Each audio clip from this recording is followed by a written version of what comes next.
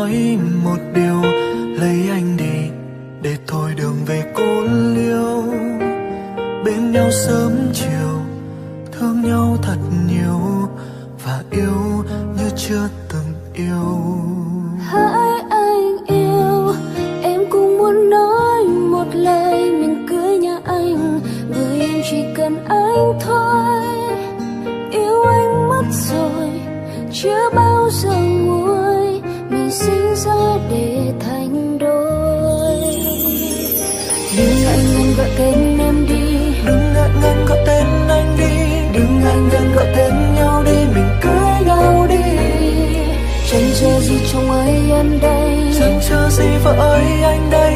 Ngày tuyệt vời nào hơn hôm nay mình cưới nhau ngay.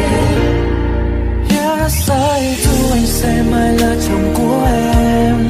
Yes, I do, em sẽ mãi là vợ của anh. Hôn nhau đi em còn chờ gì, hôn em đi anh còn chờ gì. từ nay về sau mình chung bước đi. Yes, I do, anh yêu em hơn ngàn đắm say. Yes, I do, em yêu anh trong từng phút giây. Yêu nhau đến mãi về sau, bên nhau đến khi bạc đầu, mình sẽ hạnh phúc dù ở nơi đâu. Chỉ cần có nhau.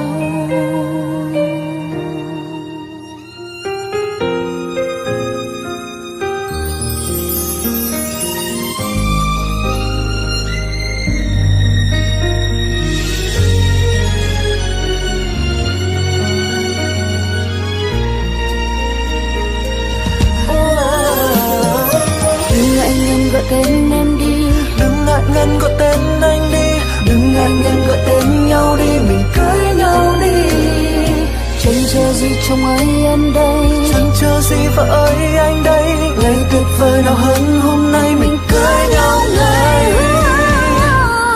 Yes, I do, anh sẽ mãi là chồng của em. Yes, I do, em sẽ mãi là vợ của anh. Hôn nhau đi em còn chờ gì, hôn em đi anh còn chờ gì. từ nay về sau mình chung bước đi. Yes, I do, anh yêu em hơn ngàn đắm say. Yes, I do, em yêu anh trong từng phút giây. Yêu nhau đến mãi về sau, bên nhau đến khi bạc đầu, mình sẽ hạnh phúc dù ở nơi đâu. Chỉ cần có nhau. Yes, I do, anh sẽ mãi là chồng của em. Yes, I do, em sẽ mãi là vợ của anh. Hôn nhau đi em còn chờ gì, hôn em đi anh còn chờ gì. từ nay về sau mình chung bước đi. Yes, I do, anh yêu em hơn ngàn đắm say. Yes, I do, anh yêu anh trong từng phút giây. Yêu nhau đến mãi về sau, bên nhau đến khi bạc đầu, mình sẽ hạnh phúc dù ở nơi đâu. Chỉ cần có nhau.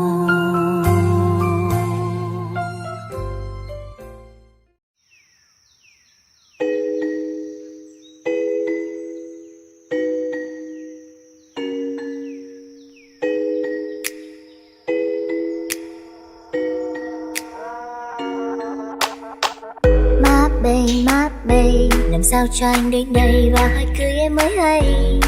Yeah, má bay, mà anh bảo rằng chẳng thích em nên anh cứ mãi phân vân. Giống như ba cô tôi mà, thì mãi mới gặp được anh mà. Chúng ta quen nhau lâu rồi, cũng đã ôm hôn nhau luôn rồi. Giống như bao lời anh hứa, giấu môi người làm chi nữa. Người già vờ không quen em để em phải đau buồn ha. Cưới em đi anh ơi, giờ em chẳng muốn lôi thôi. Để khi hai vạch mới cưới, khôn như anh quê em đây. Cưới em đi anh ơi, về nhà rồi chúng ta chơi. Vì em thương nên mới thế, anh có ra sao vẫn về. Cưới đi thôi anh ơi, yeah. Ta cưới nhau thôi anh ơi, yeah.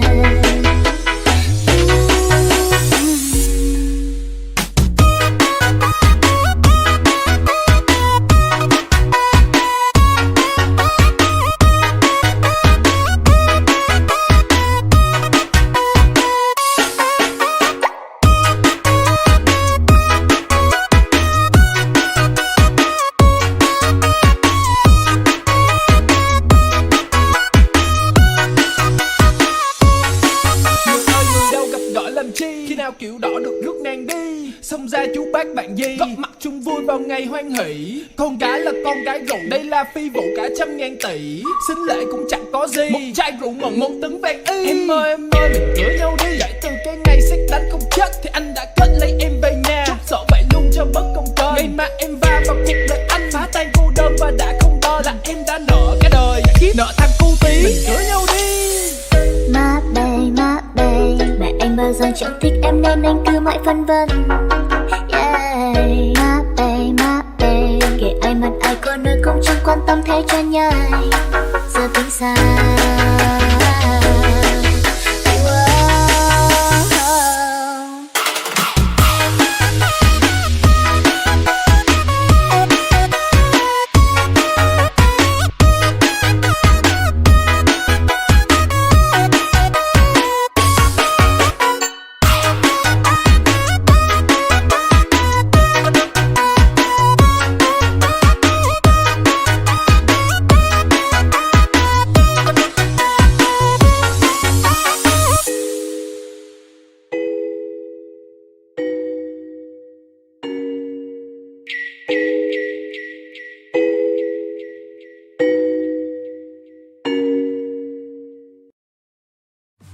So as long as I live, I love you. Will let it hold you. You look so beautiful in the wild. From now to my very last breath, this day I'll cherish. You look so beautiful in white tonight.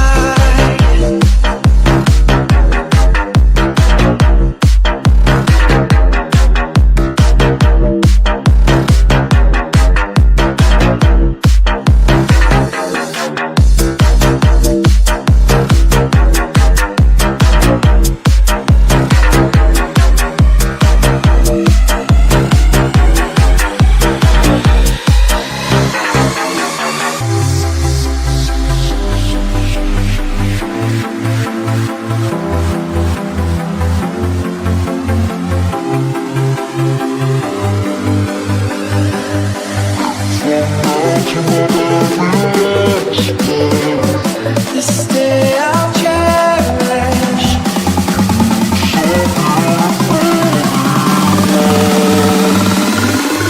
Tonight.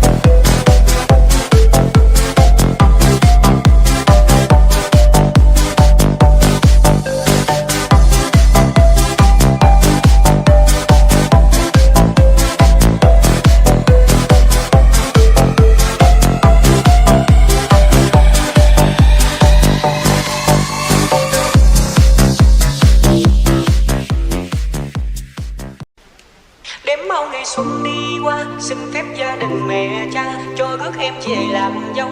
Hai đứa sau này làm giàu, kéo theo đàn trai bưng bông, coi bối ngay ngày 25. Nàng ơi anh tới, anh đón em về cách tình 100 năm. Đêm năm mơ, ngày làm thơ, thương rồi nhớ mà cớ sao lòng thần thờ. Yêu là cưới trên dưới hai nhà làm xuôi, vụ bia chơi lén 9 tháng 10 ngày có cuộc cưng nuôi. Tình mặn nồng yêu đậm sâu có đất tơ hồng thì cũng không làm cho ta xa cách nhau. Em trong gạo anh trong làm dâu. Đếm bao ngày xuân đi qua, xin phép gia đình mẹ cha cho rước em về làm dâu. Hai đứa sau này làm giàu, kéo theo đàn trai bưng mâm, coi bói ngày ngày 25. Nàng ơi anh tới, anh đón em về cách tình trăm năm.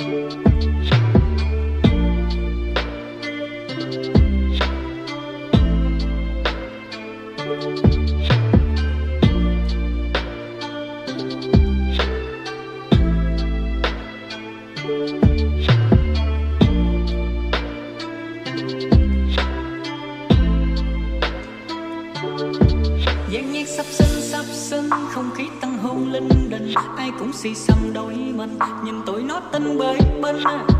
Nhậu sáng đêm, rượu 5 lít bia 50 lon. Động phòng ăn ai lo cuốc lo cài kiếm tiền nuôi con.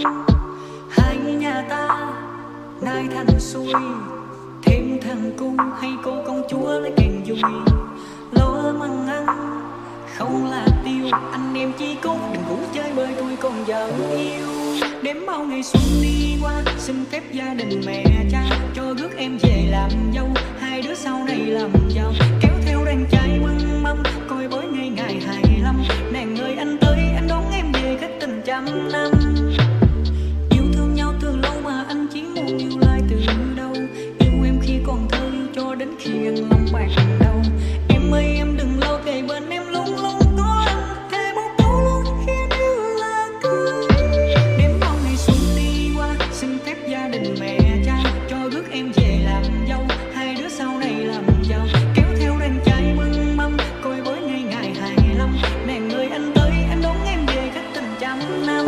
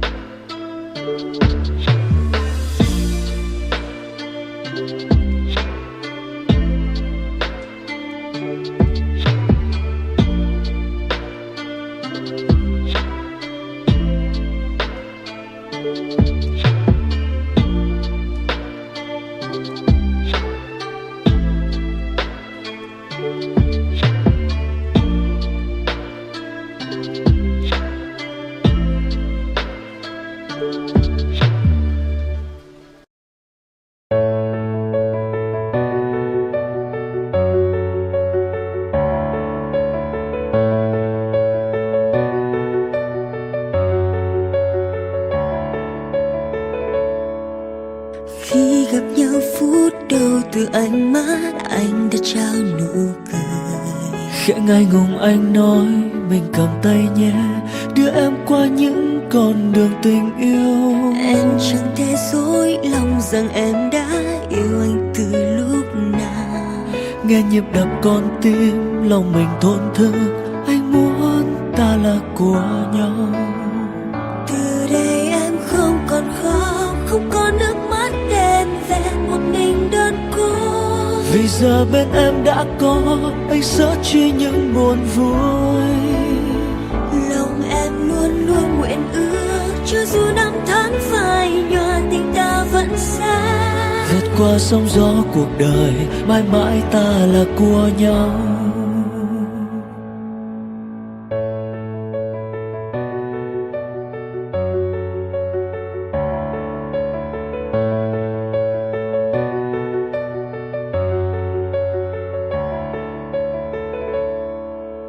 Mai này em xấu đi thì anh có còn yêu em như lúc đầu. Khẽ mỉm cười anh nói em thật ngốc nghếch. Anh yêu em đến khi nhắm mắt xuôi tay. Thôi thì em giấu cho riêng anh ngôi nhà trong trái tim mẹ. Lúc dân hờn trách móc, lo sợ mất nhau, xin hãy tự vào vai nhau. Từ đây em không còn khóc, không có nước mắt đen rèn một mình đơn cô. Vì giờ bên em đã có anh sớt chia những buồn vui. Lòng em luôn luôn nguyện ước, cho dù năm tháng phai nhạt tình ta vẫn xa. Qua sóng gió cuộc đời, mãi mãi ta là của nhau.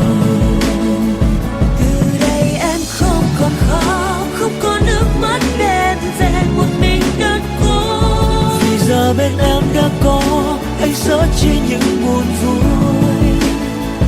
Lòng em luôn luôn nguyện ước, cho dù năm tháng phai nhạt tình ta vẫn xa.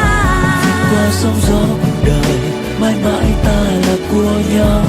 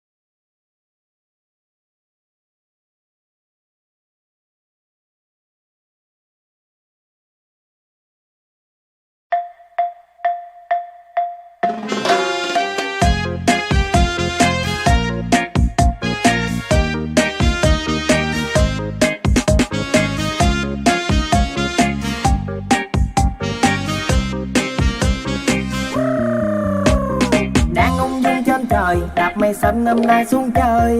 Anh hôm nay ơi buồn thấy em tự nhiên thánh thơi. Em đang cô đơn thì bàn tay đâu đưa đây. Tôi coi như cho qua năm sau đám cưới liền tay. Đến ngày mùng 2 có ai đi em ở đâu anh mang trâu cá quan nước châu luôn. Mai đây ta sang giàu quá xa to tình cò đã muốn. Thăm thiên sẽ mặn nồng yêu thương lắm mênh mông. Vậy thì còn chẳng chờ chi nữa. Ngày mình bên nhau với tơ hồng lại nói tình đôi. Anh thiếu em như đang lục tìm mất thứ gì. Người chiều anh đi em sẽ đừng rất nhiều. Đời không đắn đo em cần chi phải lo. Vì mình thương nhau anh với tơ hồng lại nói tình đôi. Anh thấy vui hơn khi hai gia đình mình nghĩa tình. Tin tốt cho gần cuộc đời đâu xa thế. Trên dưới phu tay hai đứa về bên nhau. Ơi ơi ra duyên em nên lấy chồng. Như ngần ấy năm trôi nhần nhàn đôi môi. Giờ thì đàm màu tình lan nhối.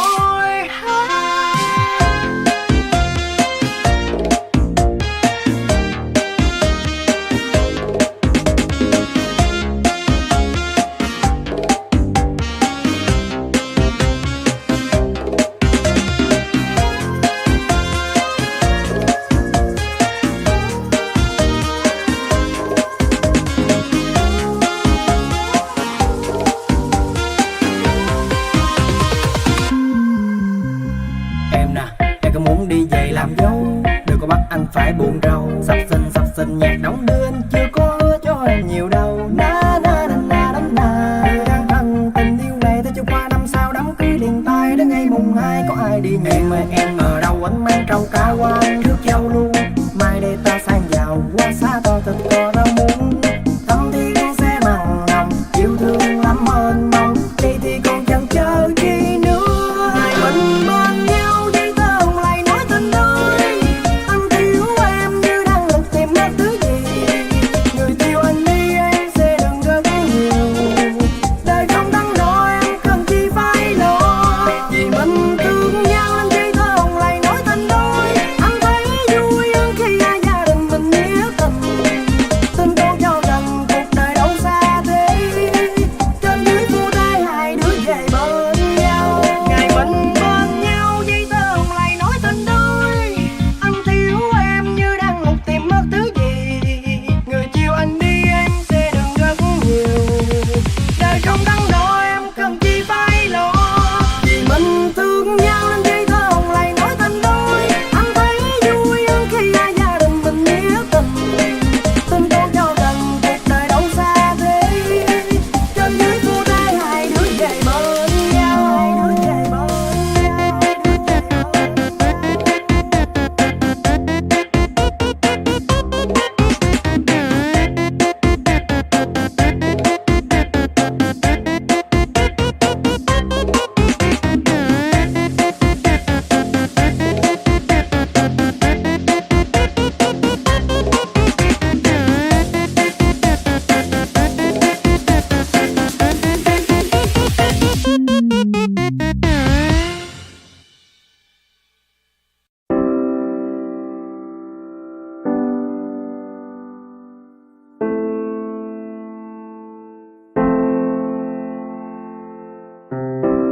Khi hai ta về một nhà, khép đôi mi cùng một giường. Đôi khi mơ cùng một giấc, thức giấc chung một giờ. Khi hai ta chung một đường, ta vui chung một nỗi vui. Nước mắt rơi một dòng, sống chung nhau một đời. Ôn ánh mắt đây sáng long lanh, như trời cao mây trắng trong lành. Đến hôm nay anh vẫn chưa thể tin em đã về đây với anh. Như những lúc đứng dưới mái trường xưa, cùng từng xe dưới gốc cây trú mưa. Đến hôm nay ta đã chung một lối, anh không còn phải đi xa đón đưa. Giờ đây chung trên mây ta cùng đón tương lai, ta cầm tay ta cùng vui say trên bước đường dài. Như lời hứa anh đã nói ngay từ phút giây đầu, chúng ta sẽ về chung một nhà. Dẫu gian khó dẫu mưa gió ta cùng đón ngày mai. Ta thường nghe sau cơn mưa là trời sẽ nắng lại. Như lời hứa anh đã nói ngay từ phút giây đầu, chúng ta đã về chung một nhà.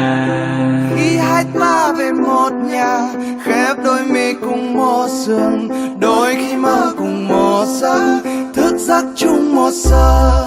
Khi hai ta chung một đường, ta vui chung một nỗi vui, nước mắt rơi một dòng, sống chung nhau. Alo em ơi, anh đang lấy xe chuẩn bị ra về, 10 tới 11 sau lưng muốn kể về em ngày dài ghê. Công trường nắng gió bụi bặm làm anh mỏi như cả đôi vai, những chuyện nhỏ to công việc vẫn còn văng vẳng bên tai. Này anh hôm nay anh có thể về nhà sớm hơn, buổi tối hôm nay có món anh thích cả nhà chờ cơm. Em ơi hôm nay anh về muộn đang vội đến phòng thu, bản tin thời sự và mixtape vẫn còn đang ngỡ ngủ. Anh biết từ khi lấy em anh chẳng mấy khi phụ em được việc nhà, cuối tuần vẫn bị hát hò chẳng cùng em được chuyện gần xa. Đêm ngày lo viết câu hát về người ta thở hơi bao đầu, đi diễn chỗ này chỗ kia tối về với em cũng chỉ có tay không. Cảm ơn em vì như tháng ngày qua em đã đến bên anh, cảm ơn em đã là hậu phương cho ước mơ trong anh. Xin lỗi em vì như tối em thức muốn nhịn đói chưa cơm, anh rất yêu em và con bài này anh xin đưa tặng hai mẹ con giàu. Khi hai ta về một nhà, khép đôi mi cùng một giường, đôi khi mơ cùng một giấc, thức giấc chung một giờ. Khi hai ta chung một đường, ta vui chung một nỗi vui, nước mắt rơi một dòng, sống chung nhau một đời. Khi hai ta chung một nhà, khép đôi mi cùng một giường, đôi khi mơ cùng một giấc, thức giấc chung một giờ.